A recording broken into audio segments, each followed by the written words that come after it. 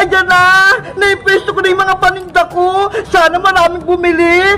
Coke float! Coke float! Bumili na ka ng paninda kong Coke float! Masarap ta! Naku, Iska! Tignan mo si Princess, oh! Nagtitinda na naman siya! Panigurado! Peke na naman yung mga paninda ni Princess Bebang! Kaya nga eh! Lagi na lang tayo binubudol ni Princess! Bebang! May naisip ako! Ano yun, Iska? Lumapit ka! Ibubulong ko sa'yo! Sige!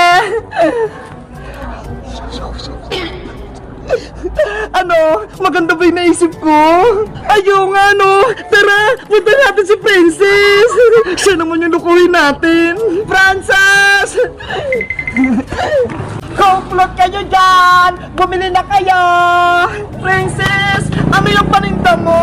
Bebang! May paninda ko ditong Coke float! Bibili ba kayo? Oo! Para matikman namin pareho ni Bebang! Ayos! Magkano pala yung Coke float mo, Princess? 50 pesos lang isang baso! Sige! Bibili kami! May pera kami ni Iska! Yay! Anong flavor sa'yo, Bebang? Coke or Sprite? Yang Coke na lang! Gusto ko yan!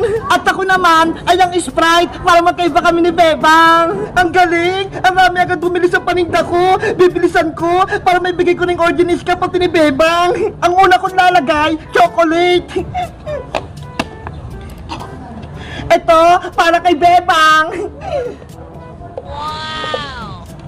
Wow! Mukhang masarap! May chocolate syrup! At ito namang isa, para kay Iska! Hala! Parang tunay yung paninda ni Princess! May chocolate pa! Siyempre, para maging Coke float yung binili nyo! Bilisan mo, Princess! Nauuhaw na kami! At ang susunod, ito!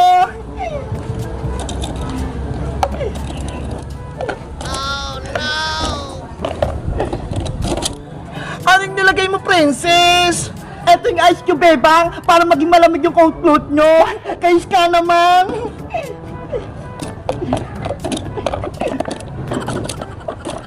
Sabi na nga ba, budol si Princess, may bato. Dahil Coke float yung in-order ni Bebang, lalagyan ko na siyang Coke.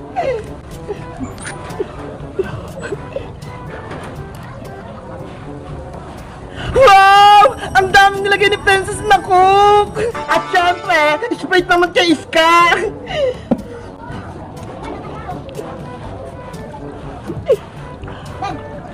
Totoo kaya yung ilalagay ni Princess na Sprite? Baka peke! Hayaan mo na, Iska!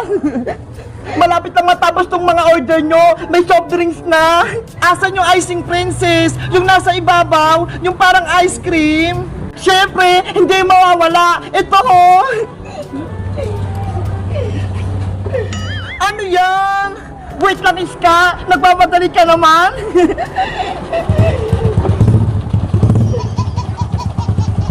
Anong ginagawa ni Princess? Parang gumagawa siya ng bula-bula! Ayan na!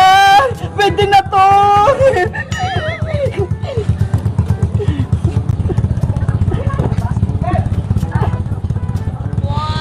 Punong-puno! At syempre, lalagyan ko rin yung kay Iska. Ang daming icing! Sobrang sarap nito!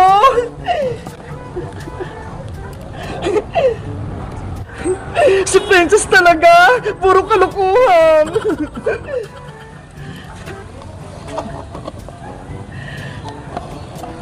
Charot! Bebang Iska! Ito na yung order yung Coke float nyo! Ang galing gumawa ng Coke float ni Princess! Inumin nyo na yan! Masarap yung gawa kong Coke float! Okay! Titikman ko na! Iinumin mo ba talaga yung Bebang? Di ba peking Coke float yan? Kunwari lang, Iska! Sige na nga! Ano? Masarap ba? Sobrang sarap, Princess! Ang tamis! Ang lamig pa ng Coke float mo, Princess! Ops! Bago nyo bang makalimutan, magbayad na kayong dalawa. 50 pesos ang isa niyan. Bigyan nyo ako ng 100. Ito yung bayad ko, princess. Ito naman sa akin. Ano yan? Mga dahon? Gusto ko yung tunay na pera. Bakit? Hindi naman tunay na coke float tong paninda mo Kaya nga, mga peke naman yung nilagay mo Walang jello, walang coke, walang icing.